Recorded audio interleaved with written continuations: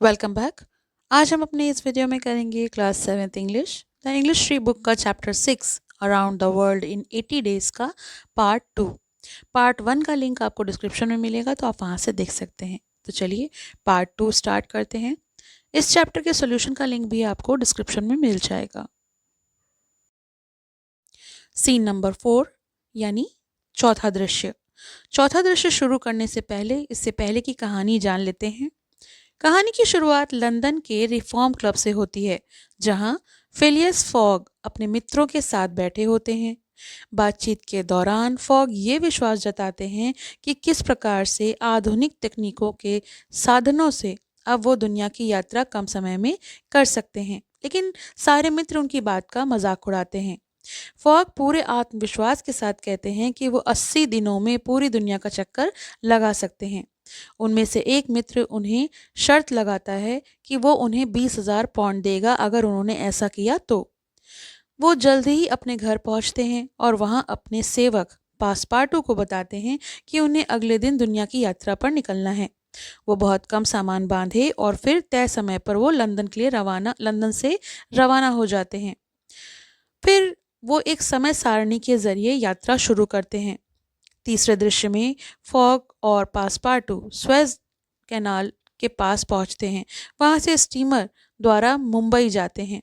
वे तय समय पर मुंबई पहुंच जाते हैं और जब वो बॉम्बे से कलकत्ता जाने की ट्रेन पकड़ते हैं, तभी उन्हें रास्ते में पता चलता है कि रेलवे लाइन बीच में टूटी हुई है।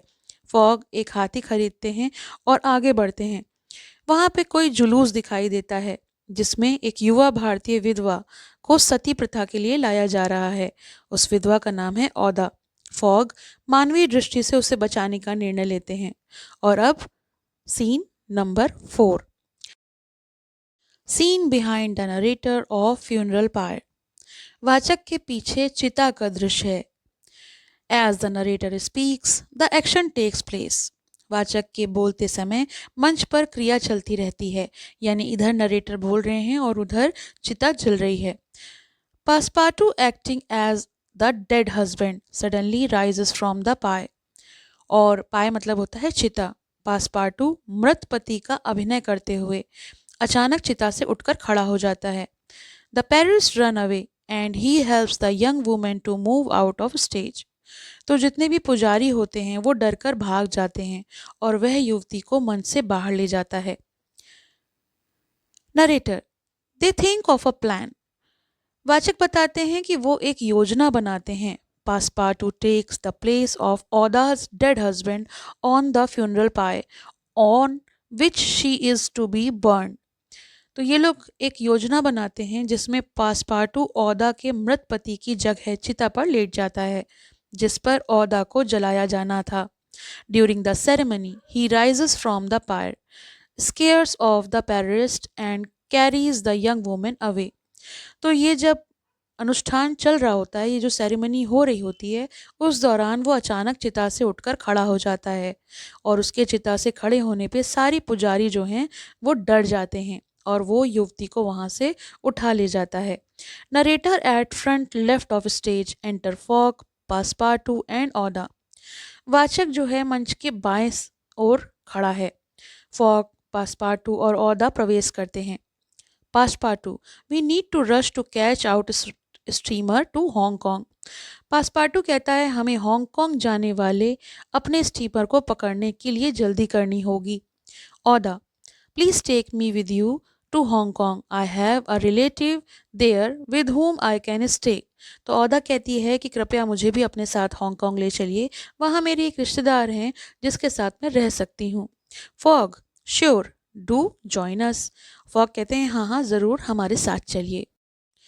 दे एग्जिट स्टेज। वो तीनों स्टेज यानी मंच से बाहर चले जाते हैं। नरेटर स्टार्ट स्पीकिंग और वाचक बोलना शुरू करता है। Narrator in Hong Kong it turns out that Aouda's relative has move to Holland, so she goes with them to Europe. अब हांगकांग में वो जिस रिश्तेदार के सहारे आई थी वो वहाँ से जा चुका है। वो रिश्तेदार हॉलैंड चला गया है और इसी कारण वो उनके साथ यूरोप जाने का तय करती है। They now plan to get a steamer to Yokohama. और फिर अब वो योकोहामा जाने के लिए एक स्टीमर लेने की योजना बनाते हैं जिससे वो योकोहामा समय से जा सकें। But Fogg and Aouda miss the boat to Yokohama and lose passport too. लेकिन ये तीनों ही उस जहाज को पकड़ नहीं पाते और पासपार्टू से भी बिछड़ जाते हैं। Fogg and Aouda enter talking. Fogg और ओदा बातचीत करते हुए प्रवेश करते हैं। Fogg, where is Passepartout? Fogg कहता है, पासपार्टू कहाँ है? Aouda, I don't know, I haven't seen him all day. Aouda कहती है, मुझे नहीं पता, मैंने उसे पूरे दिन नहीं देखा। A pilot of ship enters from the opposite side. तभी दूसरी तरफ से जहाज का जो पायलट है वो प्रवेश करता है। They stop him to inquire. वो उनको रोकते हैं और उनसे जानकारी हासिल करने की कोशिश करते हैं, पूछताछ करते हैं। इंक्वायर करना यानी पूछताछ करना। तो फॉग और ओदा दोनों ही पायलट से इंक्वायरी करते हैं। Fogg to the pilot. Fogg pilot से कहते हैं, sir, I have missed my connection to Yokohama. महोदय, मेरी योकोहामा की यात्रा छूट गई है। How can I get there as quickly as possible? मैं वहाँ सबसे जल्दी कैसे पहुँच सकता हूँ? Pilot, sir, you can take this boat to Shanghai. तो पायलट कहते हैं, महोदय, आप इस जहाज से संघई जा सकते हैं। There you will get steamer to take you to Yokohama. वहां से आपको योकोहामा जाने वाले स्टीमर मिल जाएंगे। Fogg and Aouda exit stage. Narrator start speaking. Fogg और ओदा दोनों ही स्टेज से बाहर चले जाते हैं और वाचक बोलना शुरू करते हैं। Narrator, on reaching Yokohama, Fogg and Oda find Passepartout in a circus, trying to earn the fare for his homeward journey. वहां पहुंचने पर फॉग और ओदा पासपार्टू को एक सर्कस में पाते हैं जो उनसे बिछड़ गया था, जहां वह अपने घर लौटने के किराए के लिए पैसे कमाने की कोशिश कर रहा होता है। He had reached Yokohama before fog and ओदा, क्योंकि वो फॉग और ओदा से पहले योकोहामा पहुंच गया था। Reunited, the three of them board a steamer taking them across the Pacific to San Francisco. अब यहाँ पर तीनों मिल जाते हैं। फिर से मिलकर वे तीनों प्रशांत महासागर पार कर सैन फ्रांसिस्को जाने वाले स्टीमर पर सवार हो जाते हैं। There they board a train, और वहाँ से वो एक ट्रेन को पकड़ते हैं। एंटर फॉग, ओदा, पासपार्टू। यहाँ पर तीनों प्रवेश करते हैं। They board a train that has been standing in the background, और फिर वे बैक साइड जो खड़ी ट्रेन है उसमें चढ़ते हैं। The train puffs out. Train धुआं छोड़ती है और चल पड़ती है। Passepartout, imagine we are on the transcontinental train to New York. Passepartout कहता है, सोचिए, हम न्यूयॉर्क जाने वाली ट्रांसकॉन्टिनेंटल ट्रेन में हैं। Comfortable it is, isn't it? तो पासपार्टू कहता है, क्यों, आरामदायक है ना, कितना? ओदा विद अ लाउड स्क्रीम। ओदा चिल्लाते हुए कहती है, लुक, देखो। Fogg, what are these? अब ये क्या है? Bisons crossing the track. Bison पटरियों को पार कर रहे हैं। And what a large herd it is, और ये कितना बड़ा झुंड है। डिलेड अगेन आर वी, और फिर से देर हो गई क्या? क्योंकि बाइसन जो हैं वो रेलवे ट्रैक को क्रॉस कर रहे होते हैं जिसके कारण उन्हें डिले होता है। Passepartout, there we have started, the tracks are clear. लो, अब हम चल पड़े, पटरियां साफ हो गई हैं। Fogg and other exit stage on train. Narrator start speaking. Fogg और अन्य ट्रेन के साथ मंच के बाहर चले जाते हैं। तो यानी जितने लोग भी ट्रेन में चढ़े थे वो सब मंच से बाहर निकल जाते हैं और वाचक बोलना शुरू करता है। Narrator, the train is then attacked by Sioux warriors and Passepartout is kidnapped by the Indians, but Fogg rescues him as other passengers help. तो इसके बाद ट्रेन पर सीयू योद्धाओं द्वारा हमला किया जाता है। पासपार्टू को भारतीय आदिवासी उठा ले जाते हैं। अन्य यात्रियों की मदद से फॉग उसे बचा लेता है। But they have lost precious days, लेकिन इस दौरान उनके बहुत सारे कीमती दिन नष्ट हो जाते हैं क्योंकि इन सब कामों में बहुत वक्त लग जाता है। They take a wind powered sledge to Omaha and then the train to New York. तो वो एक पवन शक्ति से चलने वाली स्लेज से ओमाहा जाते हैं और फिर वहाँ से न्यूयॉर्क जाने के लिए ट्रेन लेते हैं। Fogg and others enter stage. Fogg, Passepartout और ओदा मंच पर प्रवेश करते हैं। Fogg, ah, New York at last, but what is this? We have missed our ship.